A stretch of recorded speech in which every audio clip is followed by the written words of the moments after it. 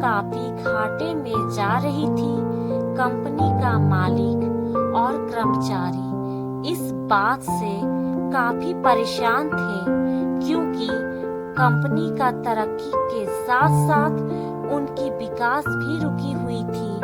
एक दिन उस कंपनी के मालिक ने कंपनी के गेट पर एक नोटिस लगा दिया, जिस पर लिखा था, कल रात उस कर्मचारी की मौत हो गई है, जिसकी वजह से इस कंपनी की और आपकी विकास नहीं हो पा रही थी, और शोक मनाने के लिए हम सभी 1 घंटे बाद ऑडिटोरियम में मिलेंगे।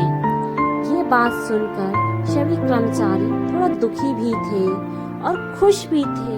दुखी इसलिए थे क्योंकि उनके साथ का ही कोई अब इस दुनिया में नहीं रहा, लेकिन वो इस बात से खुश भी थे कि अब वो व्यक्ति नहीं रहा जिसकी वजह से उनकी और उनकी कंपनी दोनों की तरक्की नहीं हो पा रही थी। और हर कर्मचारी यह भी देखना चाहता था कि आखिर वो व्यक्ति था कौन। 1 घंटे बाद सभी कर्मचारी ऑडिटोरियम में पहुंच गए।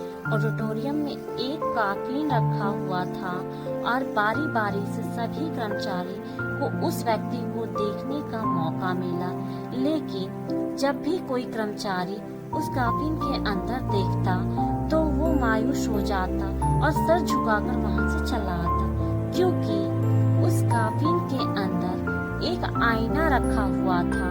जो कोई भी उसके अंदर देखता तो उसे अपना ही चेहरा नजर आता। उस कालीन में खुद को देखकर कर्मचारी ये बात समझ गए कि कंपनी की विकास किसी और की नहीं बल्कि उन्हीं लोगों की वजह से कम हो रही है जो उस कंपनी में काम करते हैं। सीख जो हमें इस कहानी से मिलती है, ये छोटी सी कहानी हमें ये सीख देती है कि हमारी असफलता और हमारे नाकामी का कारण कोई और नहीं बल्कि हम खुद हैं। अगर हम अपने काम में अपना पूरा योगदान नहीं देंगे तो हमारी तरक्की कभी हो नहीं सकती। कामचोरी किसी भी इंसान को जीवन में कभी आगे नहीं बढ़ा सकती। इस बात से फर्क नहीं पड़ता कि आप किसी कंपनी के लिए काम करते हैं या फिर आप खुद के लिए काम कर रहे हैं। फर्क इस बात से पड़ता है कि आप अपने काम को कितनी लगन और मेहनत से करते हैं। किसी कंपनी में अगर हर कोई व्यक्ति कामचोर हो जाए तो वह कंपनी कभी विकास ही नहीं कर सकती। और ठीक इसी तरह अगर हम खुद के कामों में भी कामचोरी करेंगे तो हम खुद भी कभी जीवन में तरक्की नहीं कर पाएंगे।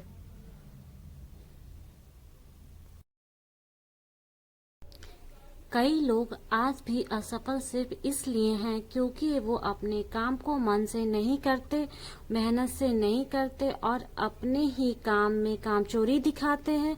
अगर जीवन में आपको सफल होना है तो अपने काम के लिए खूब मेहनत करिए, कामचोरी मत करिए और हमेशा अपना 100% योगदान अपने को दीजिए। याद रखें कि मेहनत का फल एक न एक दिन जरूर